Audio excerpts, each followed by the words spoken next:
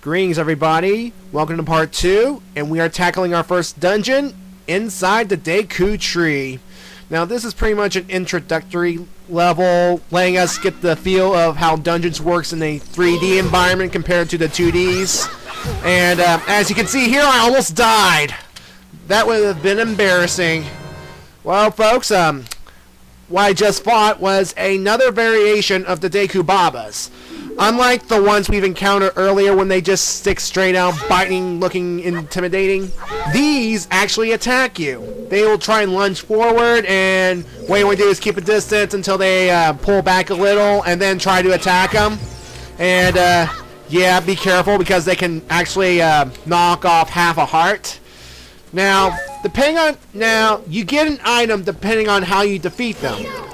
If you defeat them while they are standing straight up, you get a Deku Stick. If you defeat them while they're slouched over, you get Deku Nuts.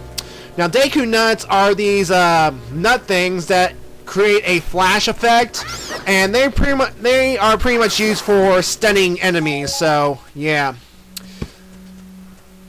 And don't worry about health here. There are plenty of opportunities to get hearts because this is an introductory level. This pretty much helps set the stage for future dungeons, and yeah. And if you die here, well, it's mainly because you are playing this game for the first time, and yeah.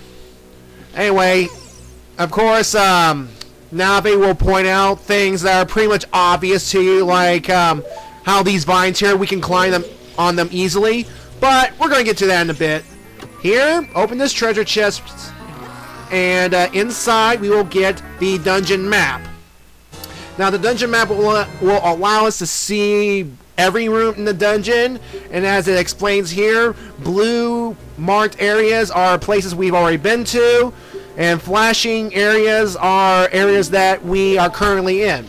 And by getting the dungeon map, you'll notice on the lower right corner, we get to see a portion of the map on screen. And then, yeah, of course, Navi here explains how you open doors. You press against the door, the command will say open, and you just push the button. As simple as that. Alright, in this room here, we will encounter a mad Deku Scrub. Now, they are easy to beat. All you have to do is Z-target them, point up your shield, reflect the Deku Nuts they shoot at you back at them. They will run around all crazy like, and you can either strike them with your sword or just get on their spot, and then they'll surrender. And when they surrender, they'll give you a piece of advice, like this one here, saying if you roll while jumping from heights, you will not take damage, and that's good to know. So anyway, by defeating this scrub, the door will unseal in front of us. And in this room, we're going to get ourselves a new item. Now, to get to this platform on top, we can do it two ways. One, we can jump on this floating platform and then jump from there immediately to the upper platform area. And then once we jump off that floating platform it will fall off and it will break. So, yeah. Or we can just hop off to the bottom, climb up the cliff using the vines, and yeah. And then this treasure chest right here, we're going to get ourselves our first new weapon of the game. And the first new weapon here is the Fairy Slingshot. This is a long-ranged weapon that we can use to attack enemies from a distance, and that is always nice. And of course, with that, we will get ammunition. That is the Deku Seed. The Deku Seeds will then appear in random grassy areas to help us refill. Now, this vine right here, it will take us to a chest, and inside the chest will be a recovery heart because, again, this is an introductory level. The developers don't want you to die your first time out, and because they want you to play this game. And trust me, you will want to play this game. So anyway, what you want to do here is we have to get back across. Now, if you use that floating platform to get over here, it will be destroyed, and what you have to do is take your newly acquired slingshot and shoot the ladder that is above the ceiling, and the ladder will fall down, and it will create a way for you to get back to that platform or that area. Now, since I have not destroyed the floating platform, I'm actually going to use it as a jumping gap to make it to this door. So, yeah, that's it in a nutshell. Alright, we're done with this area, so let's move on. Now, with the fairy slingshot here, as you notice right here, these numbers right here, that's how much ammunition you have. And the same goes with the Deku 6 that points out how much you have. And if I haven't said this earlier, that's pretty much how much you have available. And if the number is green, that means you're at maximum capacity. Now these small spider things with the skulls on their back that I'm shooting right now, those are skull waltolas. That's quite a mouthful. These spiders here usually cling on to climbable walls, and if while you're climbing, if they manage to see you, they will come scurrying towards you to knock you off. So it's best to kill them before you attempt any climbing. Yeah. So now that we've cleared the area of those spider things, let's go ahead and climb up to the next floor. Now, I want to point out something about a certain attack. While you're in Z target mode, when you hit the attack button, as long as you have your sword drawn out, you can do a thing called the jump attack or jump slice. And what it does is, it does double the damage your normal sword would. So, keep that in mind. Now, this room here, we are sealed in, but if we take out a Deku stick, we'll get the fire from the Deku stick to transport it to this torch right here. And then, if you're quick enough to put the Deku stick away, when it says put away, we can save the Deku stick from being burnt off, because, yeah, the Deku sticks can actually burn off, and that would be terrible. But of course, I have more than enough Deku sticks to serve my purpose, so, yeah. Alright. In this room here, we get across these rising platforms by me hitting the switch. And the switches here are timed, so you have to jump quickly, you have to try and make it. And of course, as you see, I failed my first time. I'm going to fail one more time, and but the third time's a charm. I will make it, so don't worry. And we will be encountering more of these type of puzzles where we have to step on switches and quickly get across before the timer runs out. As you hear the ticking timer thing go tick tick, and of course when the thing gets faster, that means you gotta hurry up or else the puzzle will reset itself. So yeah. So when you eventually get this correctly and all that done, and I just barely make it, we'll open this treasure chest right here. And inside this treasure chest is the compass.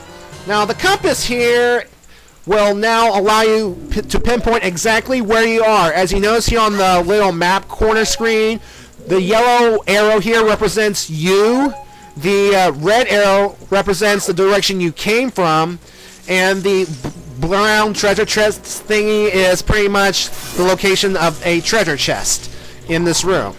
So yeah. Anyway, I'll also denote the location of the boss on your map. So that's good to know. Oh, that big spider thing I just destroyed, that's called a big skulltula. And what it does is it will drop down, it'll turn around to intimidate you, but it can hurt you if you just run into it. You can destroy it by, well, I'll explain more about those later. What you want to do is use the platforms to get to this little alcove. And here we meet another type of skulltula, the gold skulltula. Now these are pretty much special skulltulas that appear all throughout this game. When you kill them, we will get a special token, and it's best to grab the token because it will benefit us later on. So yeah. Anyway, back to the big skulltulas here. What they'll do is they'll drop down from where they are hanging from. They will turn around to intimidate you, and when they turn around over here, their bellies are their weak spot, and while they're turned around, just shoot them with your slingshot. Don't strike them with your sword because they will spin around and hurt you. So yeah. What you want to do is destroy one of them here, and from this height, jump down to the first floor and make sure you aim for the cobweb. And then you should drop down to the basement area, and thankfully there is water so you can safely land on it, no problem. Alright, new area. And here we have another one of these gold Skulltula things. So, what you want to do? It usually takes 2 shots or 2 strikes to kill these things. And of course it'll leave the token behind. Now this token's gonna be, it's a little difficult at first. I mean, I've had trouble struggling to get this token. But in the end, it's just as simple as jumping off this platform and, yeah, it's that simple. So yeah, I find it ironic that the Deku Tree is this big old protector of the Kokiri. It's pretty much cares for all living things in his forest. Yet inside the Deku Tree are things that want to kill you. Yeah, of course the Deku Tree says that he's been cursed, and of course monsters are sprouting inside him and whatnot, and we have to kill the curse and whatnot, so, well, we're going to help him. We're going to see if we can save this guy. Alright. Now, right here, what I'm going to do now is going to kill this gold Skulltula right here. That is hanging on the vines. And these vines here will lead us back to the first floor near the entrance, so at least there's a way to backtrack. Alright. Now here, we're going to have to, as you can see, there are cobwebs everywhere. And to get rid of these cobwebs, we're going to have to get a fire source. But beforehand, I want to take care of this Deku Baba because he can be pretty annoying. Again, distance is the key to defeating these guys. So yeah. Alright.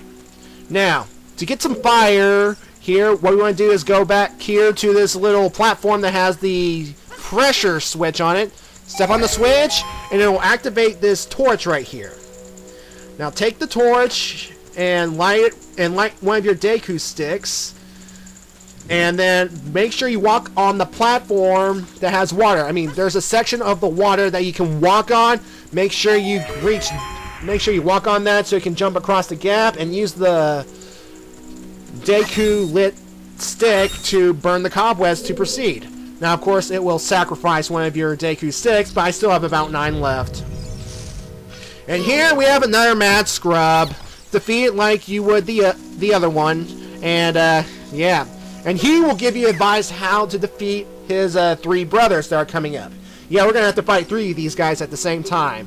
And, of course, the combination is 2, 3, 1.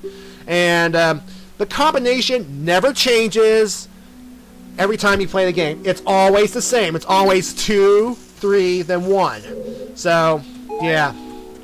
Anyway, here we have to, as you can see here, the door here is still sealed. So, the way to move on is take your slingshot, fire at the eye switch here, and it will open up. Alright. And then we're going to go on to our next room, which will introduce another new gimmick in this series. And then this room, pretty much here, tests Link's ability to swim. And our goal here is we're going to swim in the water, dive down, and press a switch to lower the water so that when we get on the moving platform, we will not get hit by this spike log right here. And then, yeah. So, folks, we're going to finish the Deku Tree dungeon in our next video and see if we can break the curse on this guy. So, folks, I will see you in part 3.